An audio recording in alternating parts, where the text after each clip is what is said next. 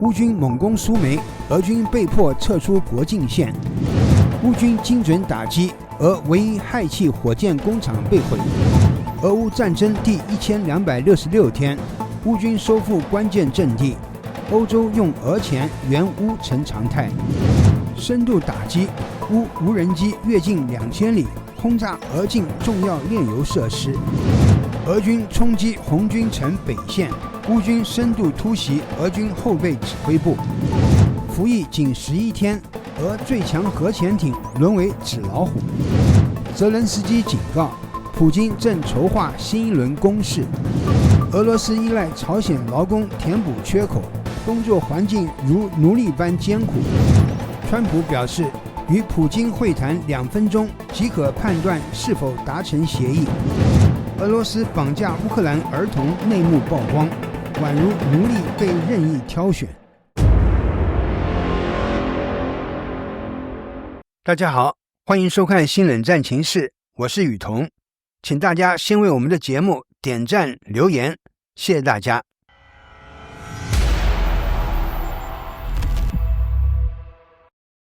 乌克兰军方近日在一次精确打击行动中，成功清除了俄军第85摩托化步兵旅的指挥官，而在苏梅战场，乌军还接连收复了2块失地，将俄军打出国境线外。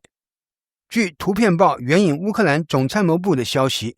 这次袭击发生在8月，乌军使用高精度武器摧毁了俄军第85旅的指挥部，当场击毙该旅指挥官及另外5名高级军官。莫斯科方面暂未回应这一消息，相关消息有待确认。第85摩托化旅长期驻扎在顿涅茨克地区，主要负责对乌军阵地发动摩托化冲锋。近期俄方甚至为其添置了一批新装备，包括电瓶车、滑板车等令人费解的冲锋工具。现场流出的画面显示，这些车辆整齐排列在院内等待使用。然而，这支部队在俄乌战争中损失率居高不下，多名指挥官相继被乌军歼灭。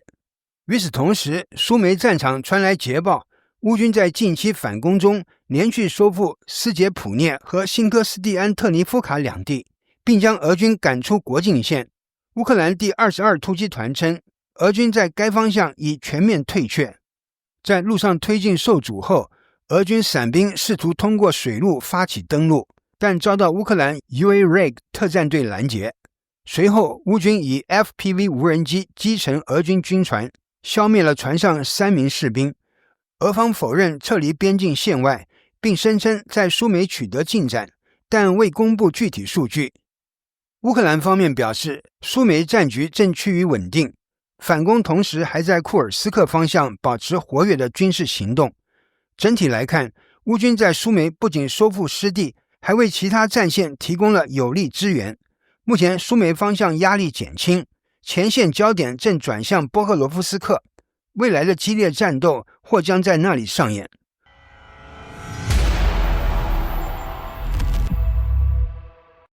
乌克兰近日在一次远程空袭中完成了一项具有战略意义的打击任务，摧毁了俄罗斯唯一的氦气火箭工厂。据俄媒乌拉尔56报道，莫斯科时间8月11日清晨，乌克兰向奥伦堡地区发动大规模无人机群攻击，直指当地一家军用氦气生产厂。上午7时左右，多名目击者称，在奥伦堡上空看到无人机盘旋，并伴随低沉轰鸣。不久后，工厂方向传出持续约30分钟的剧烈爆炸声。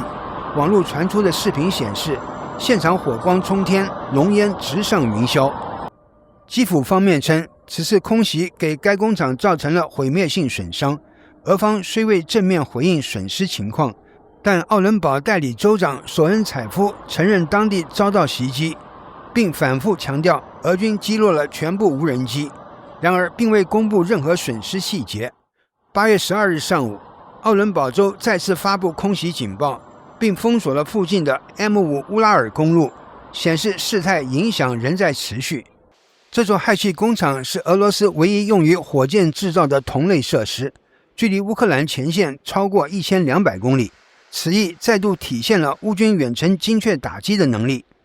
与此同时，乌军无人机在当晚还袭击了俄罗斯斯塔夫罗波尔的 JSC Monocrystal 军工厂，该厂为俄军导弹提供引信等关键部件，空袭引发厂区2栋建筑起火。在亚罗斯拉夫，当地一家军用油漆厂也在夜间发生大火，过火面积约4500平方米，厂房屋顶坍塌，夜空被火光映红。该厂长期为俄方军备生产特殊防腐涂层，起火原因尚未公布。此外，外界也获得了乌军此前袭击阿尔扎马斯航空制造厂的更多细节，至少有3架无人机突破防御，直接命中车间，造成明显破坏痕迹。这一连串打击不仅仅重创了俄方航天及军工供应链，也再次显示乌军对纵深目标实施精准远程打击的能力与意图。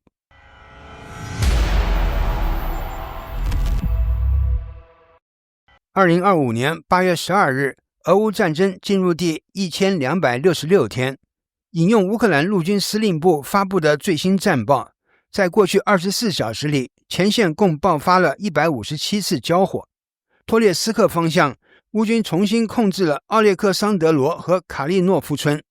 焦点战场波克罗夫斯克方向，8月11日，乌军对俄军第85摩托化步兵枪指挥所实施高精度打击，击毙该旅呼号蒂涅伯的上校旅长及5名高级军官。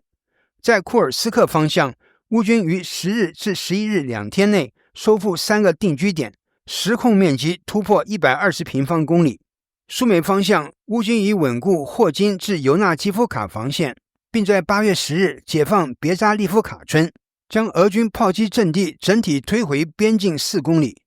前沿观察哨也被迫后撤3公里。目前乌军火力已能直接覆盖边境的格卢什科沃主干道。据华人军事博主补子前线报道，卢甘斯克方向的乌军在8月11日解放了比洛霍里夫卡与新霍利夫卡2个定居点。最激烈的战斗发生在红军村东北部的罗金西克镇。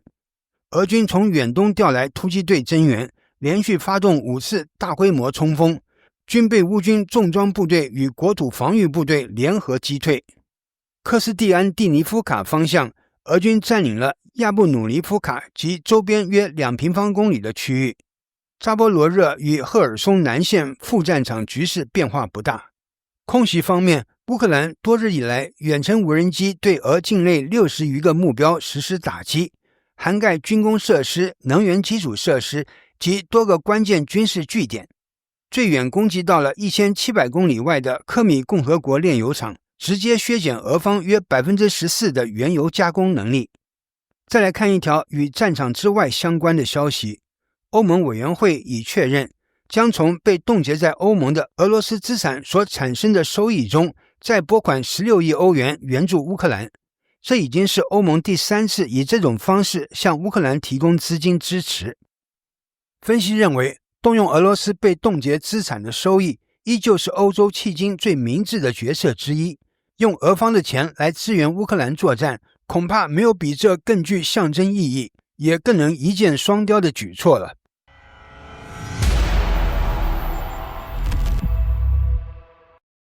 乌克兰近日出动无人机，分别袭击俄罗斯萨拉托夫州与科米共和国的炼油设施，造成多处火警已损毁。同时，这也是乌军首次攻击距离乌克兰边境超过2000公里的俄方目标。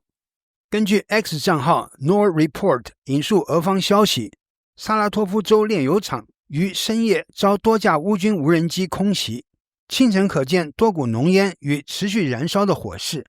萨拉托夫州长布沙尔金证实，一处工业设施受损，但未透露具体细节。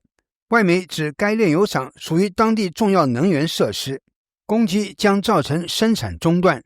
与此同时，乌军无人机首次飞抵俄罗斯北方的科米共和国，并在距乌边境约1700至2000公里的乌赫塔地区发动攻击。当地目击者表示，空袭警报响起后，乌赫塔机场一度暂停航班，并在索斯诺戈尔斯克与乌赫塔上空发现多架无人机踪影。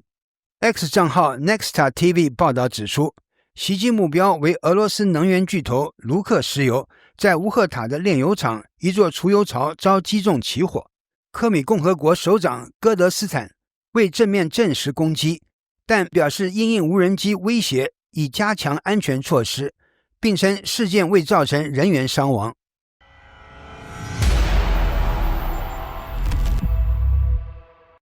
川普与普京即将在阿拉斯加会晤之际，战场局势依然紧张。俄军成功突破乌军防线，在波克罗夫斯克红军城以北再下一城。面对压力，乌军展开反击，突袭了俄军后备指挥部、藏匿点及前线部队。军事专栏作家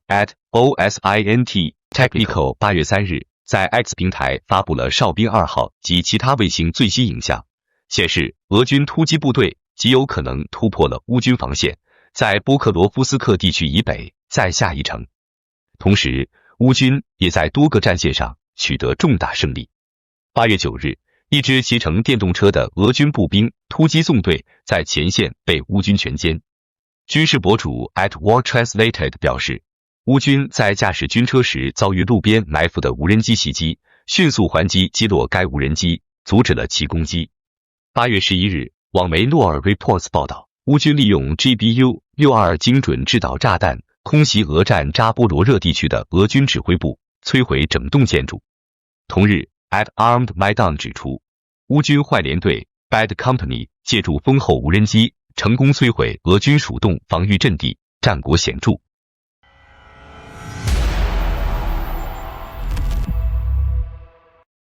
乌克兰国防部情报总局近日震撼披露，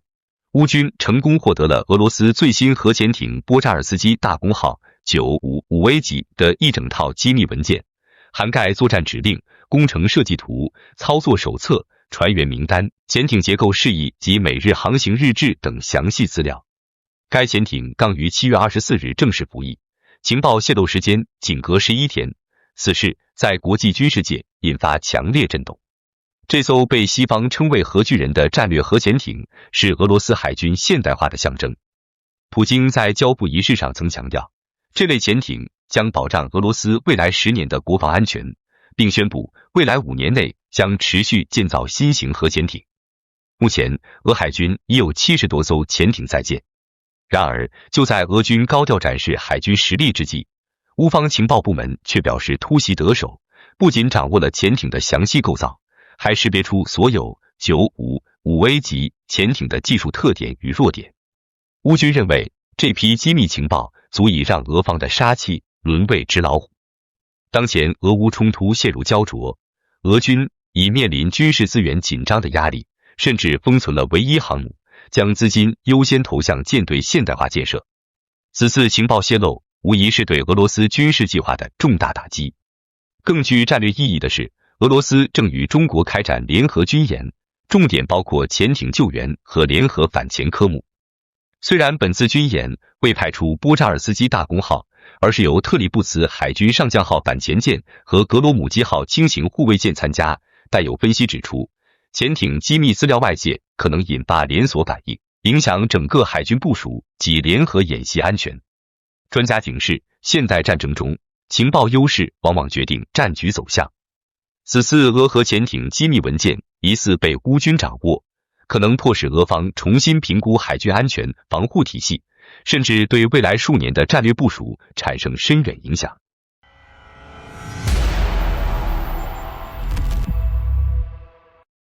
美国总统川普即将于8月15日在阿拉斯加与俄罗斯总统普京举行备受关注的双普会，旨在推动乌俄战争实现停火。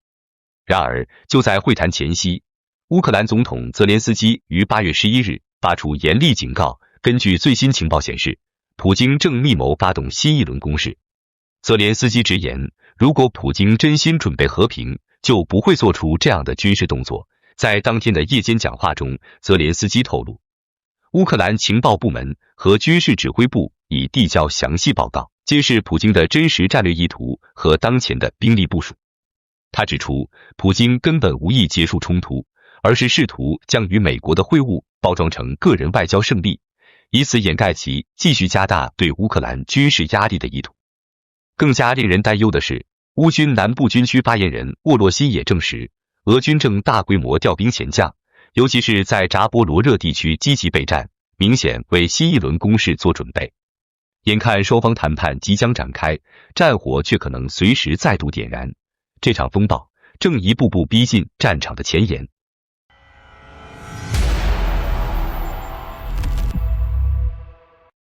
俄乌战争持续近2年半，俄罗斯为弥补严重的劳动力缺口，大量依赖来自北韩的劳工。据韩国情报显示，2024年已有超过1万名北韩劳工前往俄罗斯，且多以学生签证入境，规避联合国制裁。英国 BBC 采访了6名逃离俄罗斯的北韩劳工，揭露了他们遭受的非人道待遇、严密监控下的高强度劳动、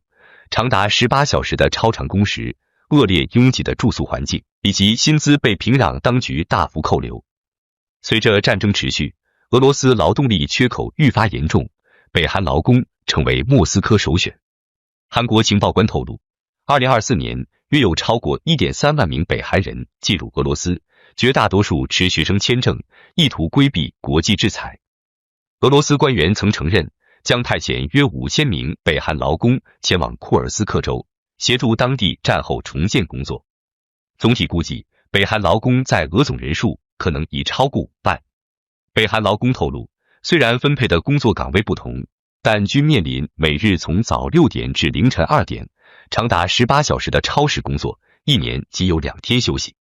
超负荷劳动让不少工人身心疲惫，甚至有人因手部长期高强度使用而出现僵硬。工人在无安全保障的环境中工作，夜间全部灯光关闭，却仍需继续作业。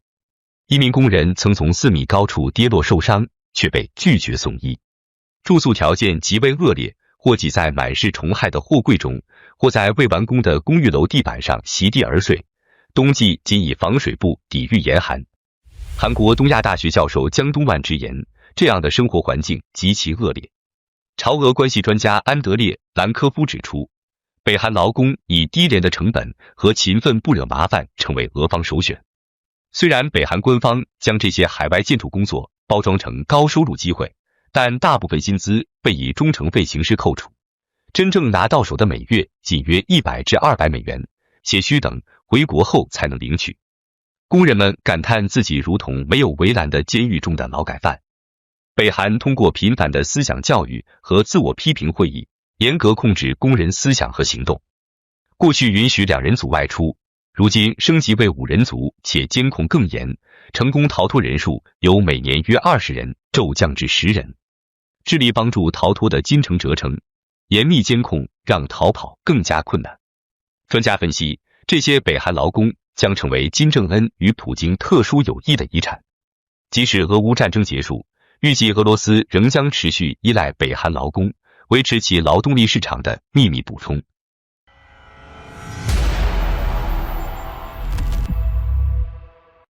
美俄两国领导人即将于8月15日在阿拉斯加展开备受瞩目的会晤，重点讨论持续逾3年的俄乌战争停火可能性。美国总统川普在8月11日大胆表态，只有乌克兰与俄罗斯在一定程度上做出领土让步，战争才有可能画上句号。他自信满满地表示，自己能在与普京的会谈中短短2分钟内判断出是否有望取得突破。川普透露，这次会谈将围绕战争核心问题展开，他将直接对普京说，你必须结束这场战争。会谈结束后，他将第一时间与乌克兰总统泽连斯基及欧洲多国领导人沟通，紧密协调下一步行动。川普甚至透露，未来或将促成泽连斯基与普京直接对话，甚至自己可能参与3方会谈，推动和平进程。在白宫记者会上，川普将这次阿拉斯加会晤形容为试探性会谈，旨在测探普京是否真心寻求和平。他坚称，我有能力在短短几分钟内判断谈判成败，并重申将毫不妥协地施压俄方，你必须结束这场战争。目前，俄罗斯控制乌克兰约1/5的领土，乌克兰仅占俄罗斯极少部分。川普坦言，和平协议可能涉及部分领土交换，但俄乌双方均坚决否认会让步。多国欧洲领导人担忧，如果对俄过度妥协，不仅会削弱西方安全，还可能助长中共等潜在威胁的野心。尽管如此，川普强调，俄罗斯占领了关键地区，但我们会努力夺回失地。他表示，愿意亲自参与所有有助于推动停火的谈判，且会在与普京会晤后立即展开与欧洲领导人的密集外交沟通，誓言加速结束这场旷日持久的冲突。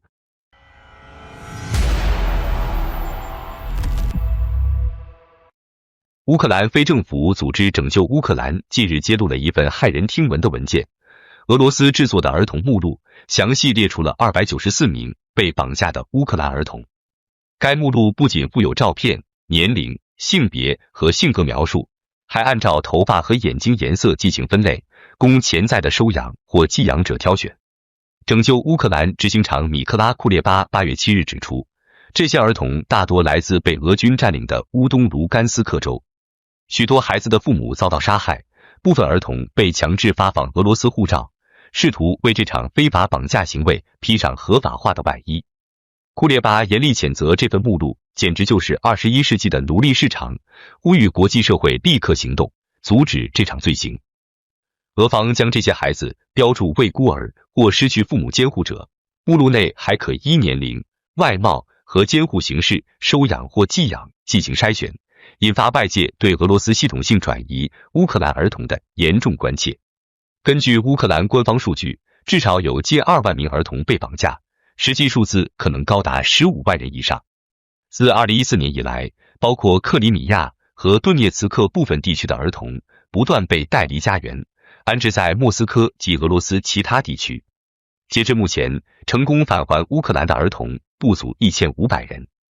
这起惨绝人寰的事件也是国际刑事法院 ICC 对俄罗斯总统普京和俄儿童专员玛利亚·卢沃娃·别洛娃发出逮捕令的重要依据。ICC 指控2人自2022年2月起非法驱逐乌克兰儿童至俄罗斯，认定普京需对这一罪行承担个人刑事责任。然而，俄罗斯外交部对此置若罔闻，声称 ICC 的决定对俄罗斯毫无意义且无法律约束力。事实上，俄罗斯早在2016年吞并克里米亚后就已退出 ICC， 拒绝接受该机构的司法管辖。好的，感谢您一口气看到最后了，这是对我们最大的鼓励和支持。要看最全面、最及时准确的战场热点报道更新，就请每日锁定新冷战情势。如果您喜欢我们的节目，也请您点赞、留言、订阅，把视频分享出去，让更多的人看到这个节目。想要赞助我们的朋友，可以打开超级感谢打赏赞助，帮助我们能持续做出更多好节目。谢谢大家。